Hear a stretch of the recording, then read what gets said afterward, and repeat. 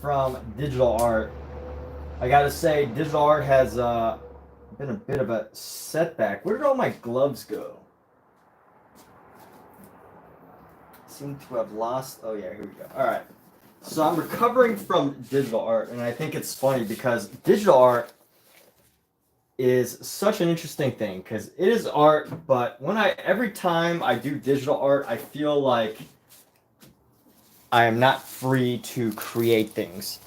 Like, the opportunities with digital art, you can do so much with digital art. There's so many opportunities. You can transform things, make things 3D, make things move around, make things virtual reality. But it just, you're also so limited because you're limited to your ability to know and understand the technology, which, of course, with anything, you got to know your tools, right? But it just feels so technical, like it just feels technical as opposed to creatively expressive. And this is my first day painting back in a little while. It's been a while, sadly.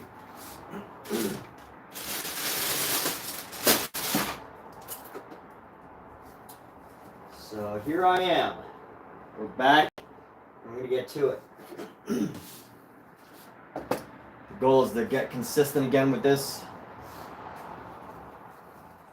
I had probably about 9 months of very consistent painting, and took a little break for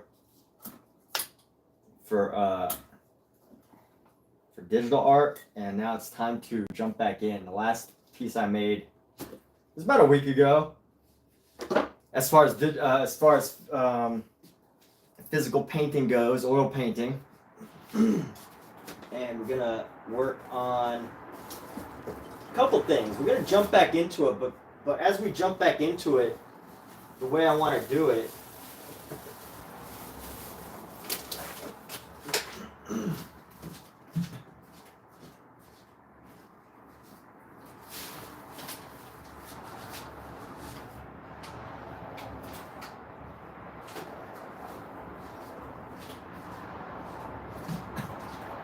The way I want to jump back into physical painting is by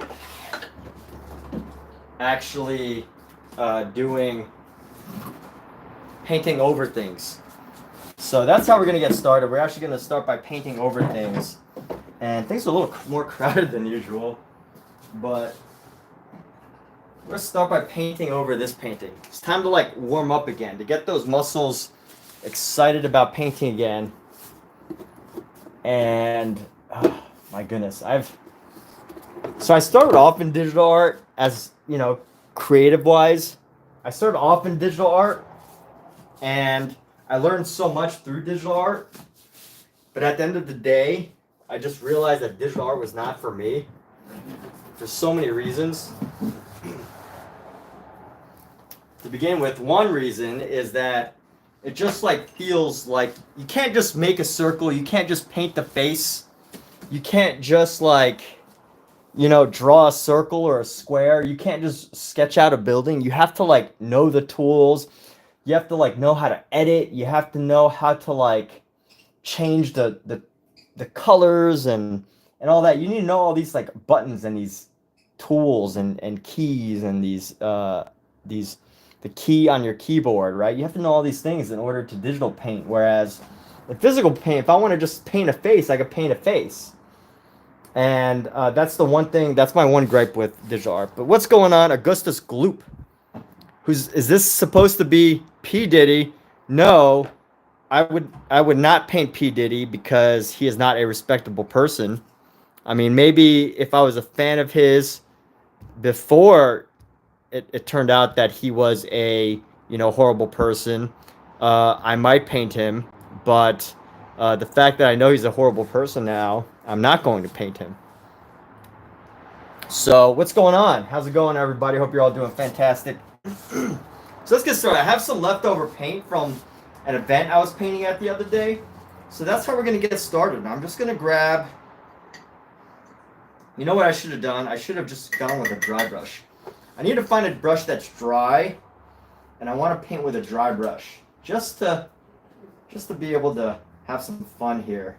Let's go with a dry brush to see what kind of effects we get. I'm just gonna mess around right now. I've got a lot of paint here that I can play with that's almost dry but not quite yet. So we're gonna go with that. I'm just gonna sketch around. Who wants me to do myself, aka Mike Tyson? I'm Mike Tyson right now. Okay, so anyways, we're gonna just go abstract, and I'm just painting over this with a dry brush. And we're just gonna see what comes of it. We're just messing around right now. I haven't done physical painting consistently. I did a really fun painting last week, but since then, you know, I'm so used to painting every single day almost that a week feels like a long time, and especially since I've been doing digital painting, it adds to it. So right now I'm just messing around. This is an old canvas. This is like to kind of free up the painting muscles. But anyway, let's see. Mark Dietz, what's going on? Where am I, bro? I'm at home. Augustus Gloop. Commerce, Balak, Ukura. So Ukura says the only thing that I would love to address is Ukura says you would really love to start painting. Awesome. Well, Ukura, what do you want to paint? What makes you want to get started? Share some details. Tell us about what's going on. You are obviously an artist at heart, right? Because who else would want to paint other than someone who is an artist at heart? So Mark Dietz, good to see you. Glad to be able to have you pop in.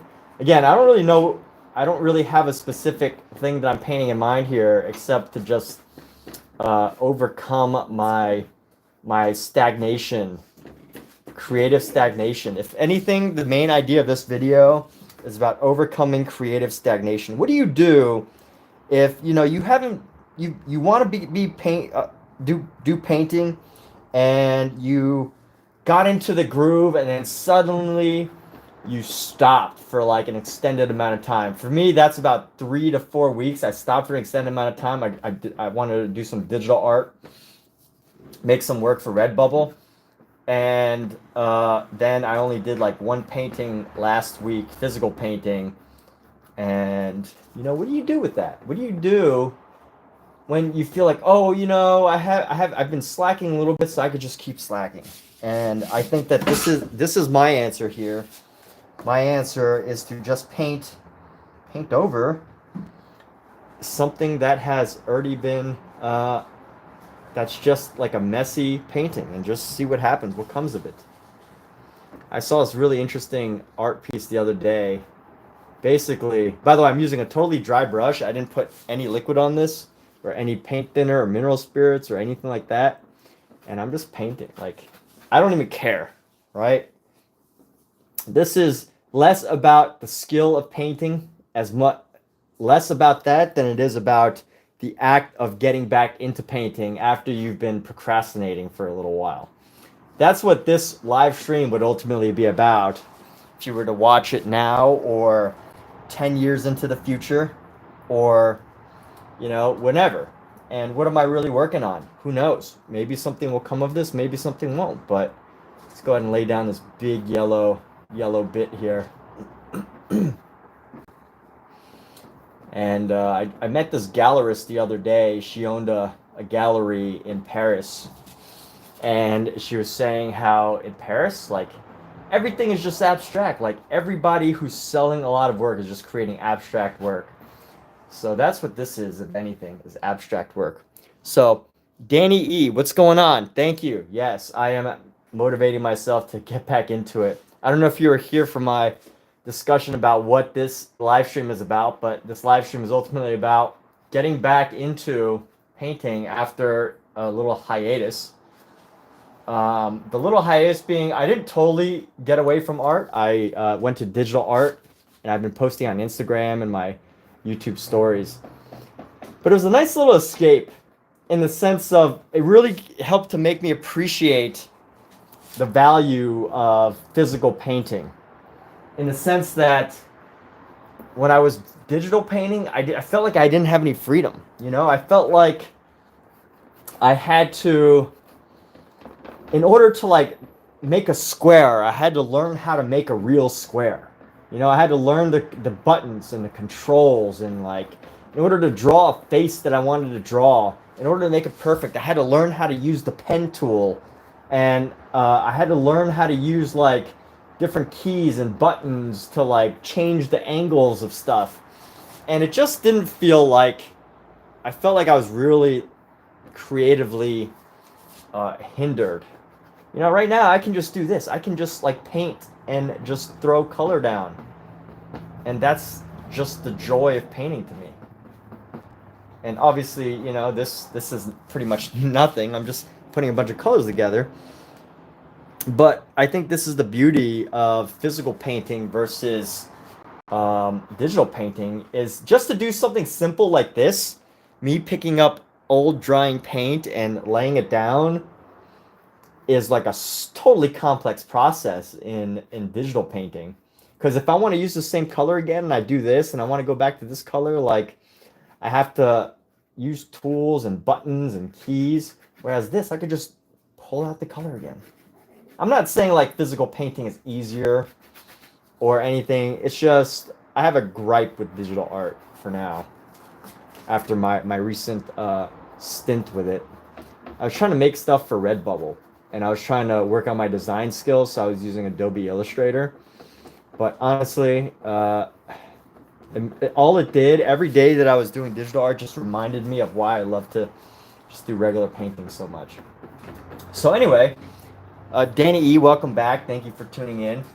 Reminds me, I was just talking about a gallerist from Paris that I met. She was saying how pretty much all the art in Paris that's selling, like modern art, is pretty much abstract. So here it is. It's an abstract piece. Does it mean anything? No. Like, maybe. I don't know. Sometimes it's hard to know what the mind wants. Or it's hard to know exactly what the mind is trying to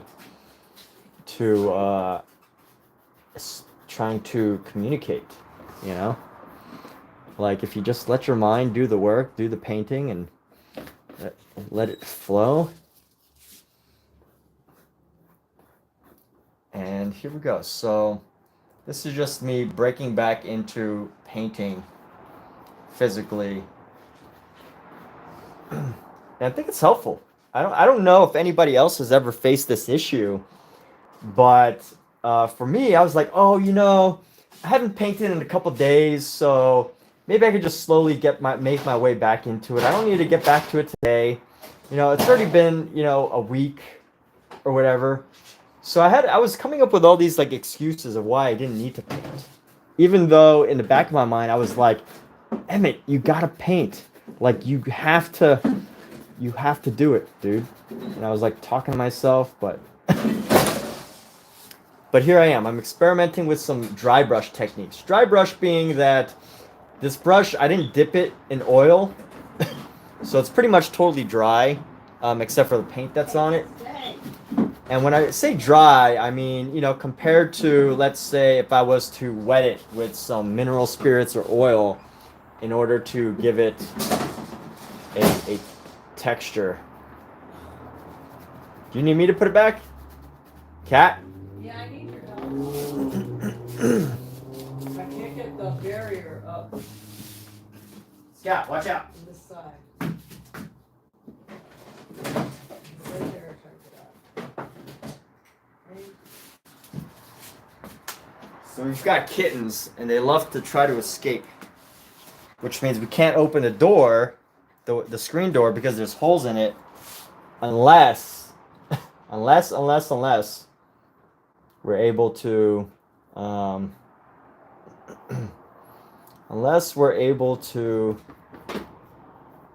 block the hole. So who's here right now? Who wants their name on this painting, or who wants some idea that they came up with in this painting? You could say, hey, paint an alien, or paint the word blockhead, or paint. If you're here right now, you can go ahead and make suggestions. This is what I'm here. This is a free paint day.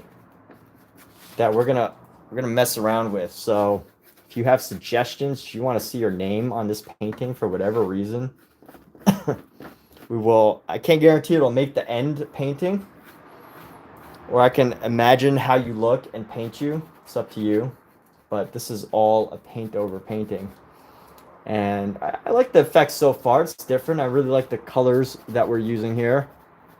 And again, we're not promising that this is going to become something. I do not. This is not a tutorial as much as it is. I realized the other day, and we're gonna lead back to what I'm trying to say right now. I realized the other day when I was painting live, I was doing a painting at an event at a party, and the way I was painting was very like free. I was trying to paint very loose, very free, very free and loose. And I couldn't help but think to myself, someone behind me watching would think, yo, I can totally do that. I can paint, just throw paint on a canvas and, not worry, not think about anything. I could do that. And, I'm glad about that. I was so happy to paint in a way, after doing digital art for a while, I was so happy to paint in a way that someone would be able to watch me paint and be like, dude, I can do that. And, have the desire to do so. And in my head, when I got home, I usually write like essays and thoughts about my artwork when I post on Instagram. And I couldn't help but think to myself, well, couldn't help but think to myself, yeah, if I was to teach painting, I wouldn't really want to, if someone was to ask me, hey, how can I do stuff like that? Or teach the style that I was doing, I wouldn't really have much to teach, as much as it is the idea of getting out of your own head, right? Because the only thing that would stop anyone from painting in the way that I was painting is anybody who's in their own head. Anybody who is stuck in their head, who is overthinking what other people are thinking, that is overanalyzing, society or like what the expectations are of a painting and how it should look. And anybody who would be thinking that would ultimately not be able to do what I would do. But anyway, here we go. So adding in some white here. Again, this isn't really a tutorial. This is just me experimenting. I'm painting over a canvas that I already done. And my goodness, I have not smelled paint this strong in a long time. It is, the paint smells so strong. My goodness. Thank goodness I have a door right next to where I like to paint. But here we go. Let's make sense of this. There's nothing to make sense of, right? Like there's this just is. And I was reading this Instagram post about Francis Bacon. I don't know if any of you know who Francis Bacon is, but it's some really interesting artwork that, I don't know if he was the artist like in the 50s or the 60s or something, but basically, maybe even like, Alexa, when was Francis Bacon a painter? According to an Alexa Answers contributor, Francis Bacon, October 28, 1909, April 28, 1992, was an Irish-born British figurative painter known for his raw, unsettling imagery. Alexa, when did Francis Bacon die? Francis Bacon died on April 9, 1626, at the age of 65. Alexa, when did Francis Bacon the painter die? Francis Bacon died on April 28, 1992, at the age of 82 years. Okay, so he was like a painter during like the 60s, 80s, 70s. I'm trying to air out the room right now because What are you doing? I'm airing out the room because the paint smell is so strong. Just get used to it. So I'm trying to air out the paint room. So Francis Bacon. worth looking up. One of the greatest artists, recognized as one of the greatest artists, or at least, you know what, like top selling artists. And I was reading this interesting tidbit about him. So very few people ever actually got to watch him paint. And as an artist myself, I asked myself the question, like, why is that? Why? I mean, obviously he didn't have social media. There was never the demand, you know, during his era for like, you know, making a content out of his painting, right? That wasn't a thing when he was alive. But, you know, it made me wonder what would make an artist secretive. And of course, like back in the day, I feel like back in the Renaissance or back in the classical painting era, there was this secrecy, you know, painting secrets, the use of colors, certain colors, right? Colors were expensive back then. The use of certain colors, the use of certain techniques, they might have been kept a secret for a certain school just because that school wanted the contracts and the deals with the royalty or whatever. But it made me wonder about Francis Bacon. I was like, you know, why? So Francis Bacon did some really interesting works. They were, he would paint portraits, but they were never like portraits. They would always have like this thing about them. They would always have like this, a style, let's call it. And the conclusion I came to, and it might not be correct. Sometimes, you know, my conclusion is not always accurate. My conclusion to that of why he painted in secret so often was because when he did portraits of people, if you knew his style, you might understand what I'm saying, but so look it up before in the next few moments if you can. But I think it's probably because, you know, when you're painting a portrait of someone, Brody, yeah, what's going on? How you doing, Brody, with the pink gorilla? Yeah, I remember you. But when you're painting portraits of people and they're sitting right in front of you, there's this expectation. But because Francis Bacon was not a figurative painter, he didn't paint realism. I think the real reason why he didn't paint in front of people is because there's that expectation of what it should or shouldn't look like. There's this expectation of when they're sitting in front of you, they want to see it. They want to see the portrait of what you're painting. And I feel like that can limit the creativity. Again, you got to know Francis Bacon in order to understand what I'm saying, because the things that I'm explaining are kind of esoteric in a way. Like, you gotta do the work to get it. You know, if you've never had someone sitting in front of you and, you know, saying they want a portrait, meanwhile you're the type of artist that wants to be like freely expressive and you want to do abstract stuff and you want to do like work that's just not the normal realism. If you've never had someone sitting in front of you with a portrait, expecting a portrait, then you really don't know the feeling of that pressure of, even if they were to say, hey, I want you to do your own creative style, you know, even if they were to say that, the pressure of having somebody sitting right in front of you and you doing the work of them is very unique. And yeah, that's the reference there. And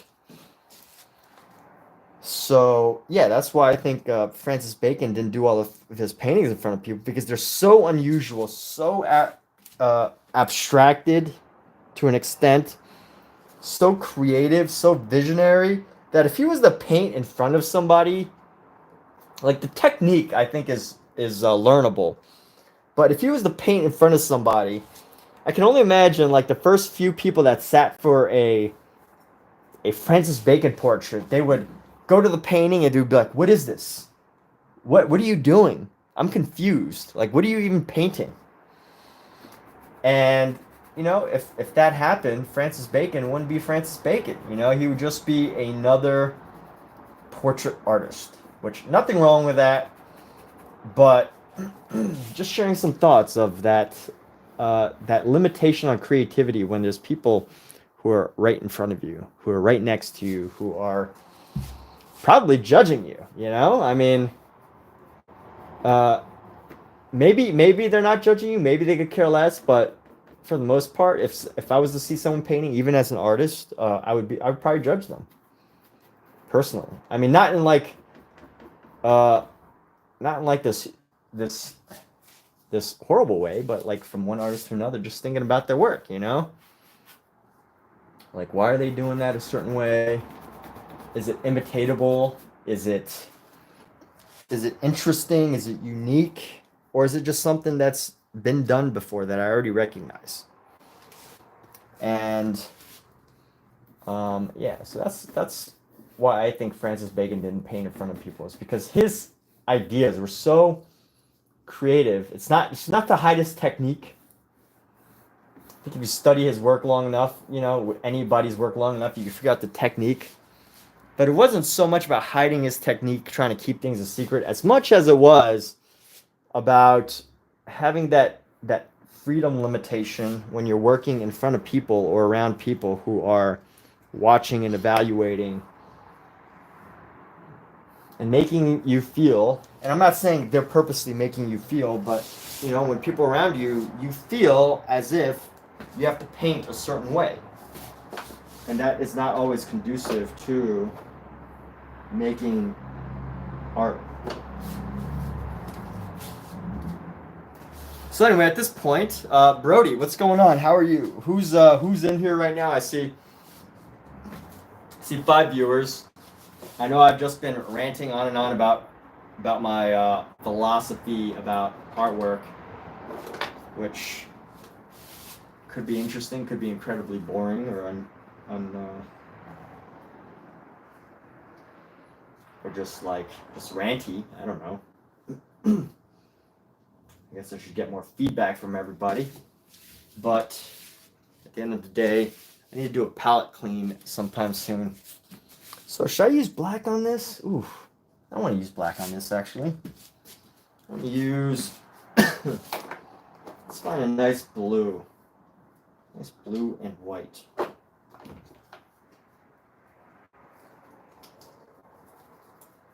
So who's here? Who's happy? Who's having a good weekend?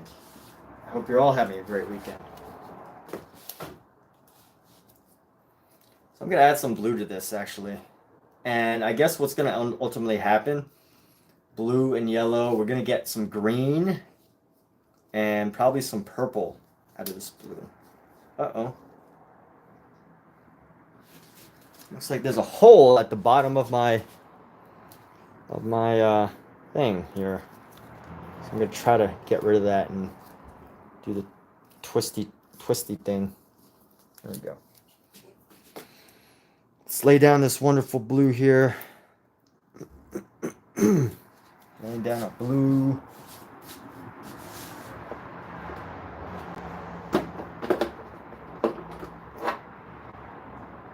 Is anybody in the room that wants to contribute some fine ideas?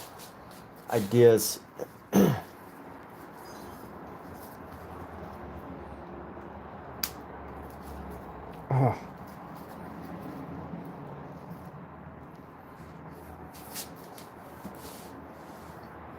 All right, so I'm not even cleaning this brush. I'm really just messing around right now.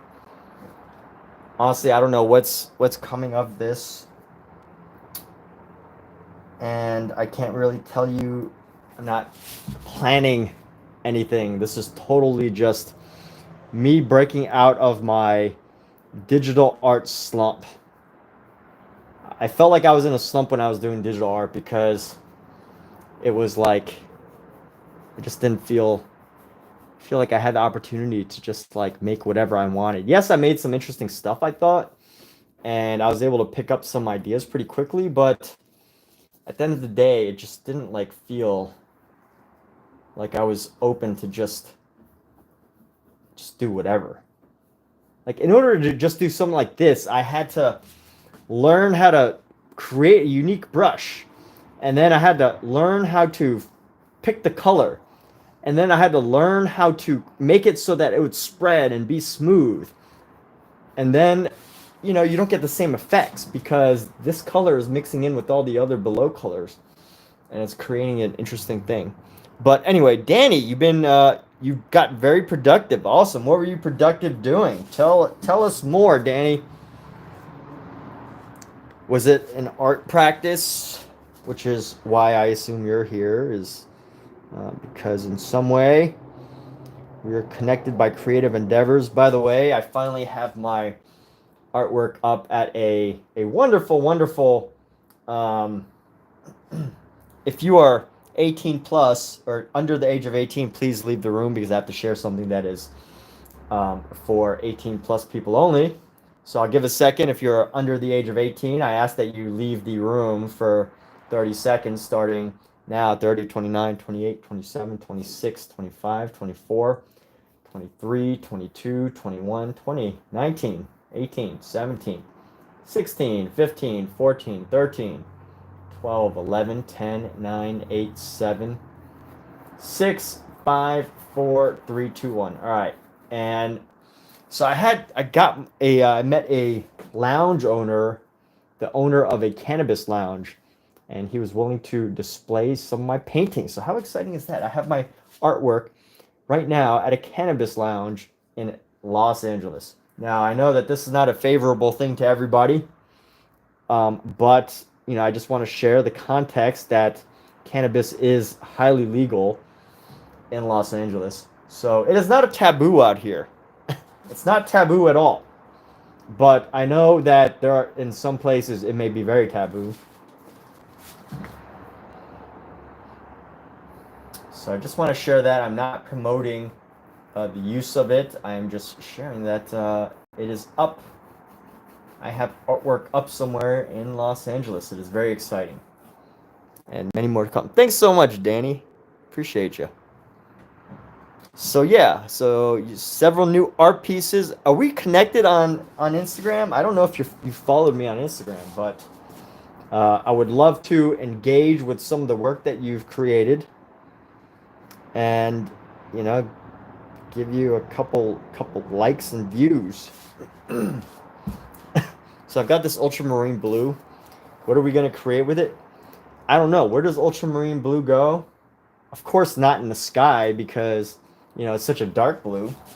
So whether it would go, ultramarine blue would go in the sky or in yellow dirt, it doesn't really matter because the sky is not ultramarine blue and neither is yellow dirt.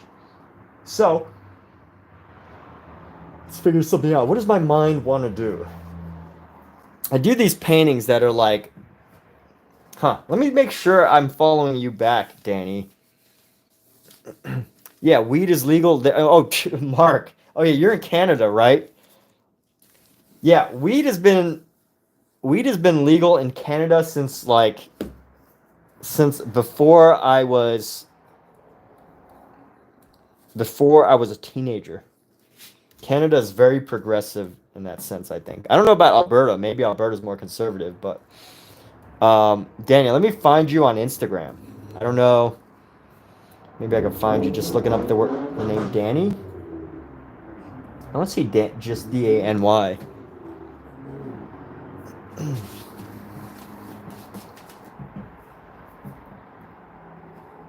But yeah, totally. I mean, you know, cannabis, I don't find that too controversial, but I definitely see how, you know, I definitely feel like if you're young and depending on what state you're from or what country even, that this would not be a subject that would feel comfortable for you.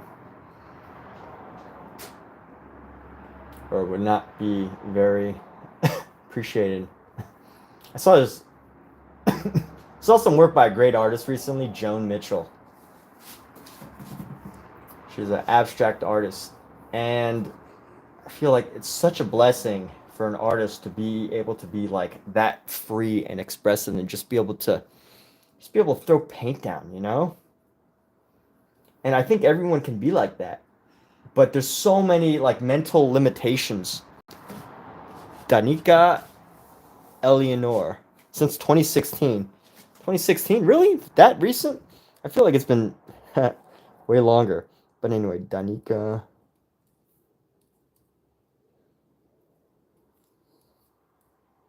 Eleanor. Danica Eleanor.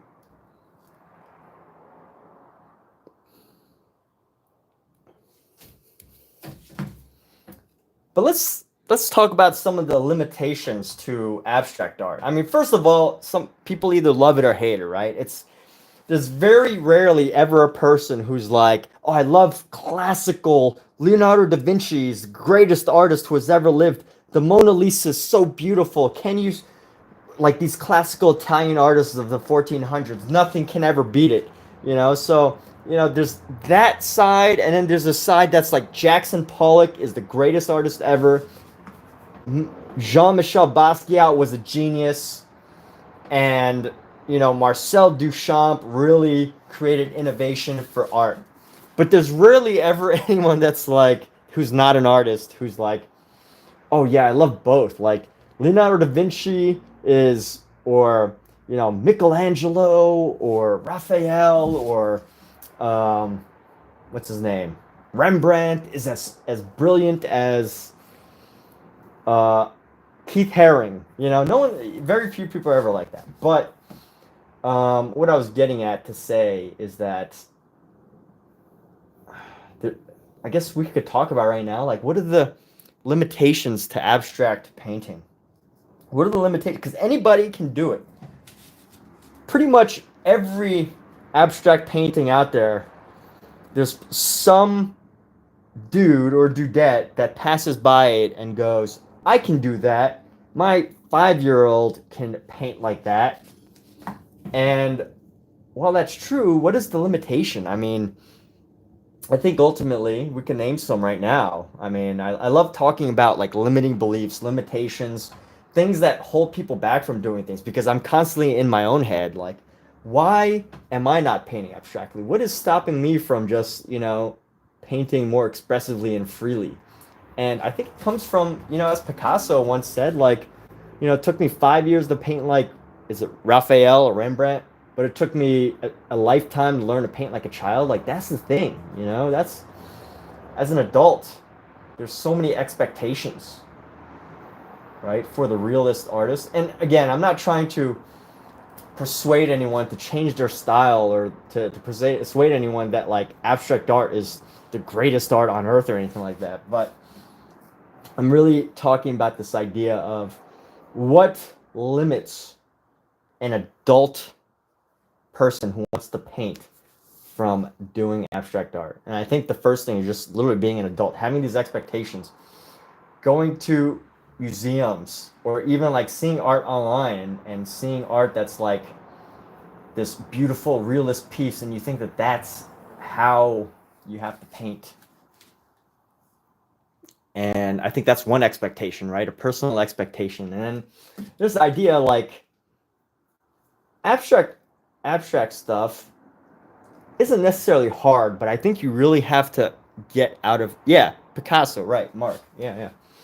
So abstract, he said something like, it took me a lifetime to paint like, or it took me 5 years to paint like Rembrandt, but it took me a lifetime to learn to paint like a child, or like a kid. I don't remember his exact words, but something of that nature. And, you know, I think it really is, there's so much truth to that. He was like way beyond our time as far as that quote. So powerful. And I don't think it's like painting like a kid, like just necessarily smearing paint in the sense, which, you know, I don't think the method matters as much as it is this idea of like having this, not naivete, I don't know what the right word is, not a naivete, but a lack of a limitation created by adulthood. Let's just put it that way. So those are some limitations. What else? I think financial too, right? Like if you're a kid, your parents pay for your canvases, your paint, and you don't really think about the cost of each canvas, the cost of the paint. But I definitely think as an adult, you know, if you're limited on money and art is just a hobby for you, you think, hey, I want to, you know, I got this canvas, I bought all this paint, I want to spend weeks I want to spend months on this one painting to just get it perfect, this realist painting. And you know, you're money conscious. You're thinking, oh well, this canvas cost 50, $100. Most canvases don't cost that much. Like small, this is just a canvas panel. It barely costs anything. I think it's like $1, $2, something. If you buy them in bulk or whatever. But I think ultimately that's why I paint over this and have no issue with it. But you know, add to that more expensive or less expensive paints, whatever. But I think at the end of the day, you know, it's still in your head like, okay, so this is precious. This is gonna cost money. I am spending money in order to paint this, so it must be amazing. So that limits you from just being like, hey, let me just draw an X on this and call it artwork, right? Let me just draw an X and call it artwork. And here, this is my piece, masterpiece right here. Just kidding. So anyway, Brian Keith, welcome. Thank you. Nice to meet you too, dude. So anyway, you know, an adult will never just like, it's just hard to just end with just something simple. But anyway, let's go back to this. Let's draw this X. And I actually like what's going on in the background there. It's kind of, it feels like something in the sun, something in the desert, something in the ocean. But I guess that's another limitation. But here's the thing. I was listening to this great book. I don't know who recommended it to me. It was posted on my YouTube comments, but it was Robert Henri, and he wrote the book The Art Spirit. And he talks about how there's, by the way, Brian, I will get back to your question in a moment. But he talks about this, or it's not a question, is it? Oh yeah, there's a question. All right, so Robert Henri, I don't know if he pronounces it the French way, but he wrote this book, and basically he talks about like all the different types of strokes in a painting, right? Like if you were to stare at a painting, and I'm not trying to, you know, make something out of every stroke in a painting, but like if you were to really look at the strokes in a painting, you could really get into what an artist was feeling at a time. Like whether it be confidence or whether it be boldness, which I guess confidence and boldness are pretty much the same thing, or whether it be timidity with paint or whatever. And Robert Henri said something like, you know, there's a lot of types of stroke. There's a timid stroke, there's a bold stroke, there's a confident stroke, there's a aggressive stroke, there's a stroke filled with love. I don't know all the different types of strokes. Henri. All right, there we go. Robert Henri. And he says that he didn't say, this isn't the word he used. He didn't say worst. He said something like the least stroke that you want recognized on a painting is a frugal paint stroke, right? A stroke that's like, you could tell that the artist is scared to use the paint. You could tell that the artist is like, you know, just, and I'm making this up right now, my interpretation of what he said. But, you know, you could tell that the artist was like really trying to be very like timid with the paint and like was kind of scared to use up the paint because of financial considerations. And that really stood out to me. So I've definitely made an effort to not be, to not limit myself, because that could be so limiting. So anyway, that could be so limiting, that idea of just, you know, I can't paint to the edges because this central area is just so perfect. And I don't want to waste this paint that I've put on here. And let's paint an apple here. All right, here we go. I like this color. This color right now is like a good apple color. I like this color right now. There we go. I don't know. Am I just gonna totally cover this up? I actually liked what was going on in the background here, so maybe I should have kept it, but I don't know. Whatever. So let's see. Bold, decisive strokes. Yes. And you know what, Mark, as you're saying, like, I think maybe that's where the art comes in, right?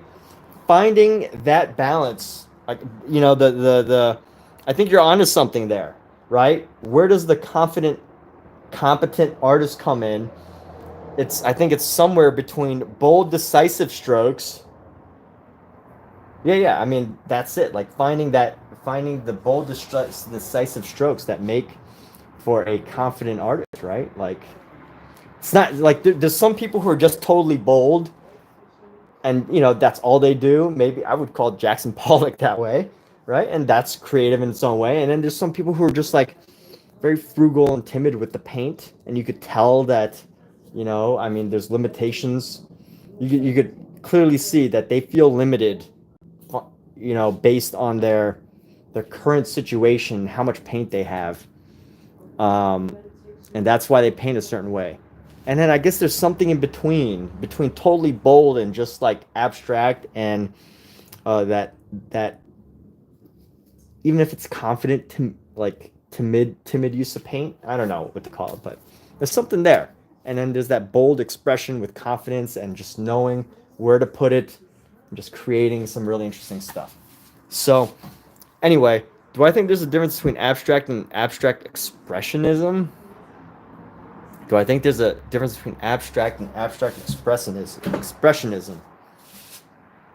Yeah. Only because abstract expressionism is a very specific type of expressionism.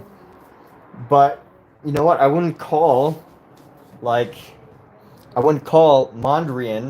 abstract expressionism. I would just call him abstract, right?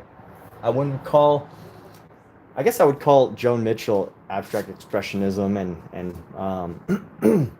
you know, I really liked what was going on, so I feel like I've kind of ruined this, but whatever, it's all good. We'll find a way to make this even better, okay?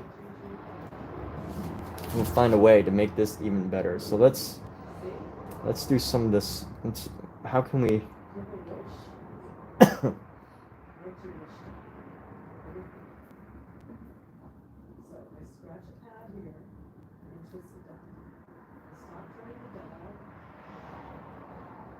I don't know. I don't know what's gonna become of this melon head.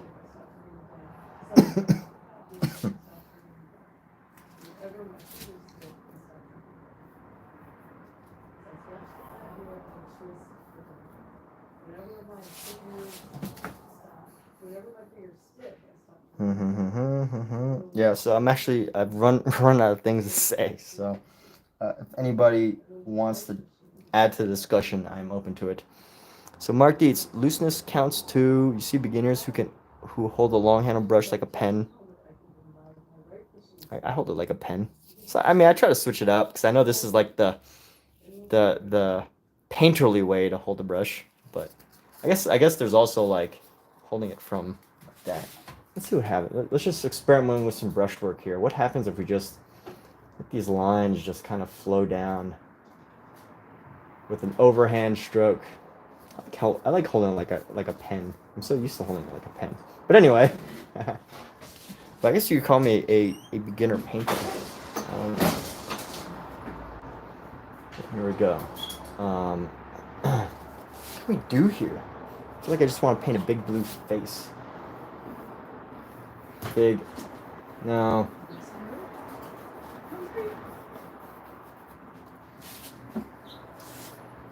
Play around. I really wanted to do a painting where I'm just messing with a variety of brush strokes. So we're not going anywhere with this. And I've really wanted to play with this idea of a sponge lately, because I'm pretty sure this is the secret to Francis Bacon's style.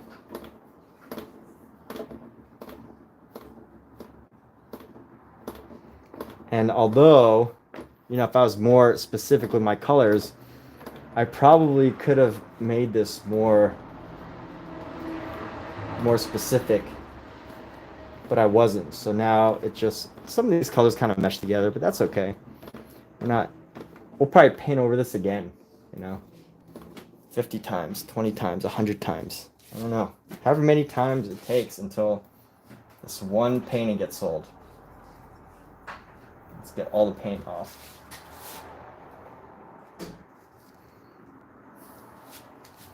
Maybe this is how we end. Maybe this is how we finish. Just back to a square one with nothing, no nonsensical spherical blobs. I don't know.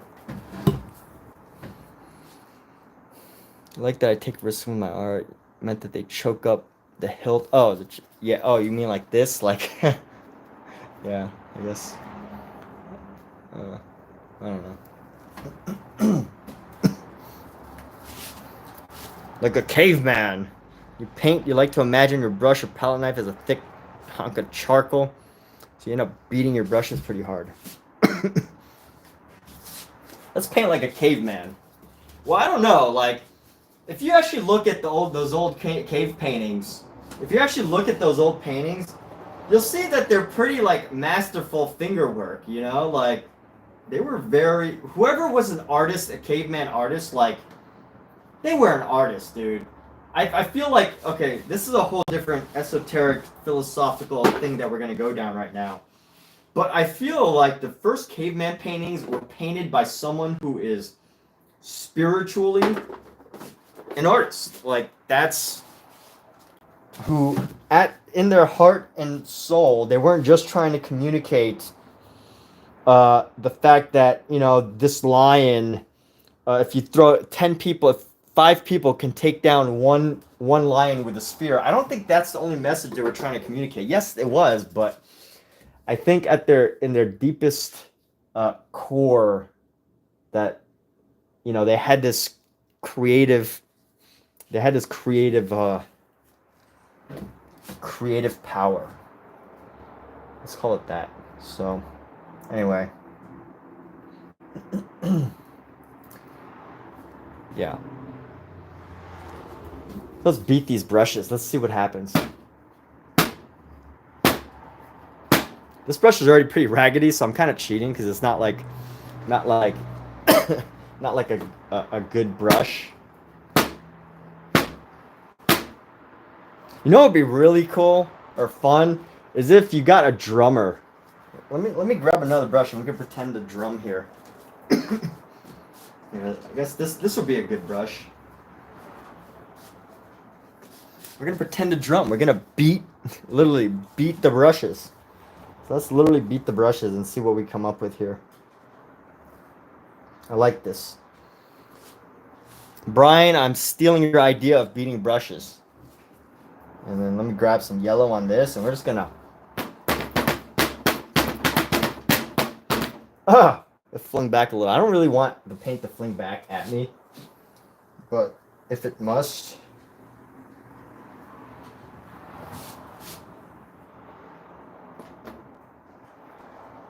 Put that on there.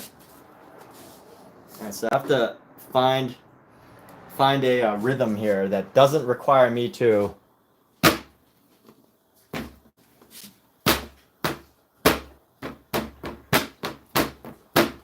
We're just going to use blue and yellow. Blue, white, and yellow, because I don't want too many color combinations.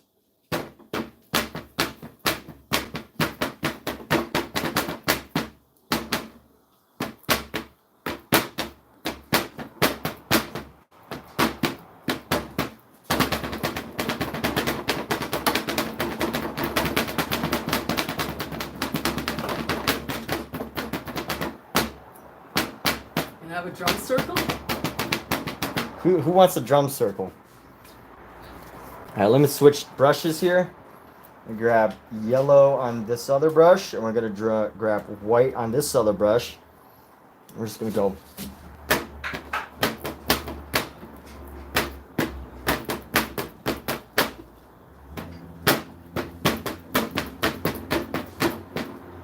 So poll, is this art? I should do a poll here. Here, let's do it. Is this art?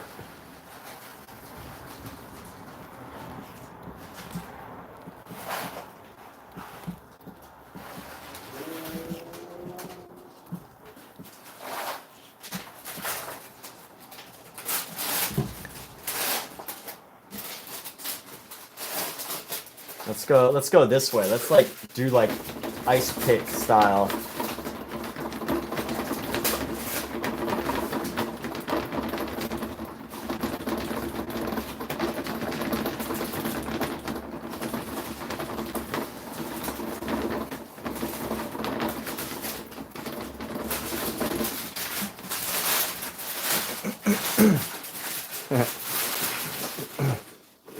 All right, we're gonna switch back to the switchback brushes, and I'm gonna grab some more blue here.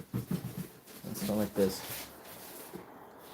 This is a great texture. I like it.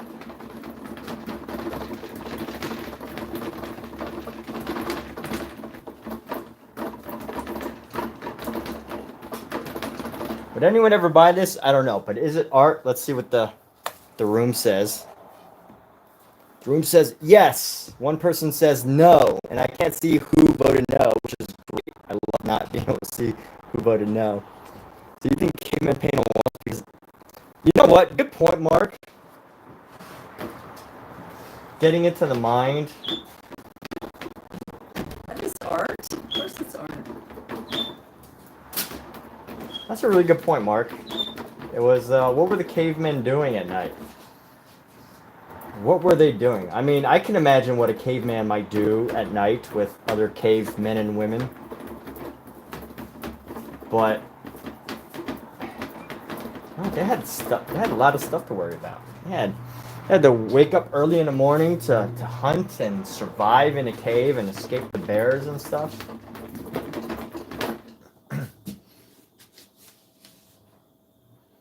So what is this? Bored cavemen. Yeah, maybe that's why art came to be, because there's just some really bored, talented people who are like, hey, this society that we live in right now is very visually boring. So let's make some stuff up and, you know, do something with our hands other than hunting animals. You know, I mean, we already ate our saber-toothed tiger for the day. We've hunted and we've got enough food for a week. What else can we do besides, you know, hook up with each other and raise children?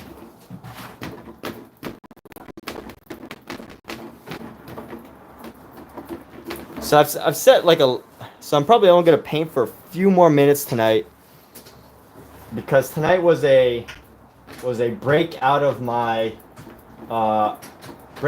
stupor, my slump, my digital art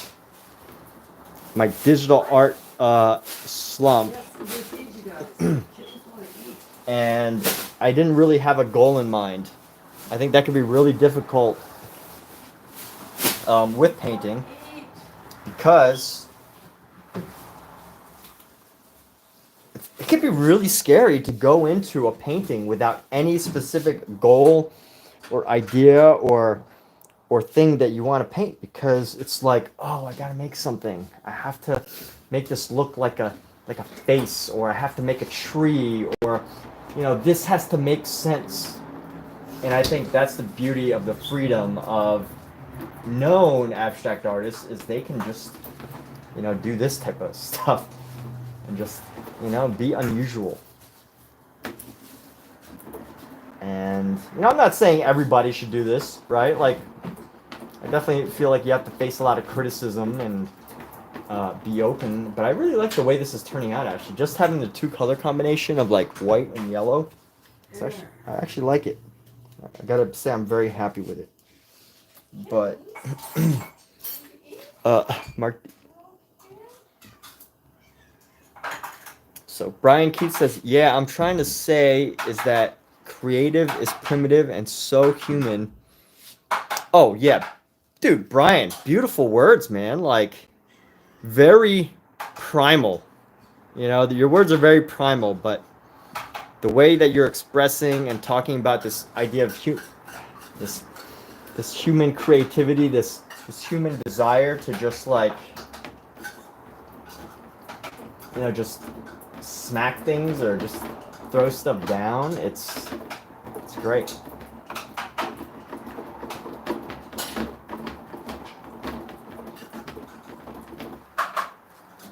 And there we go. Let's beat it a couple more times.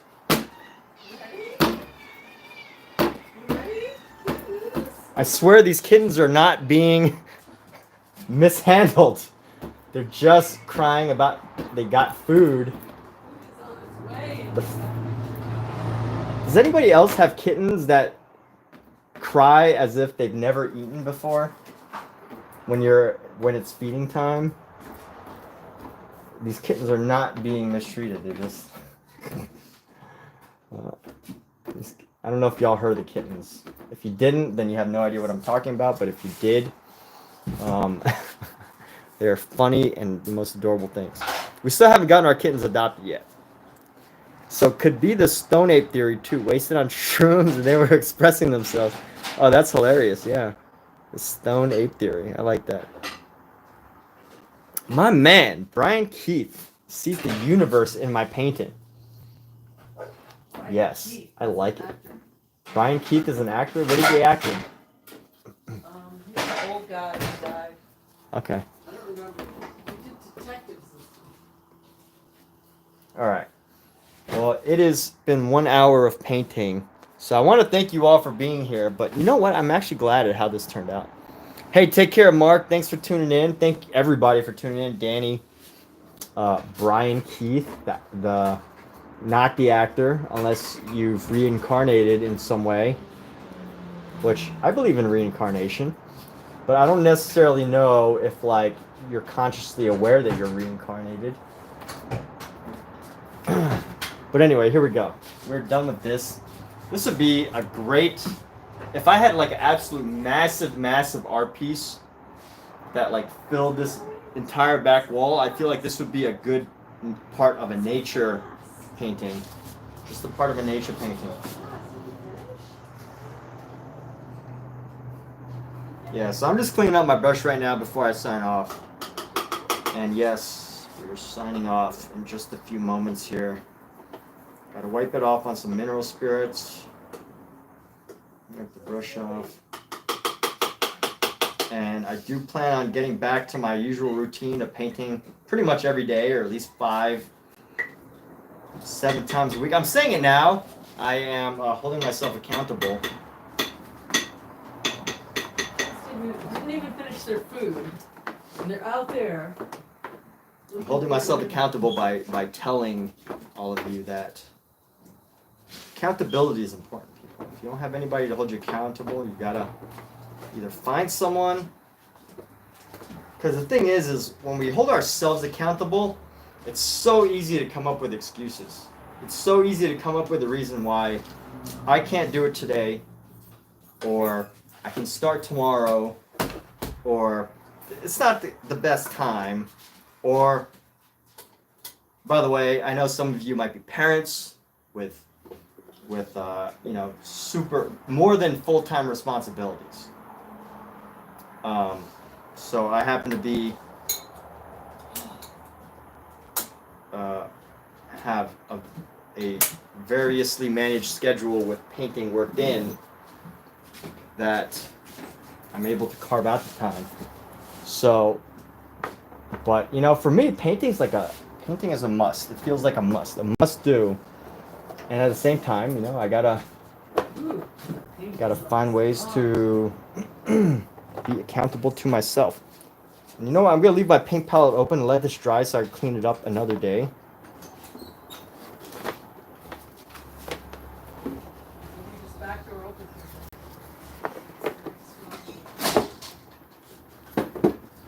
Let it air dry.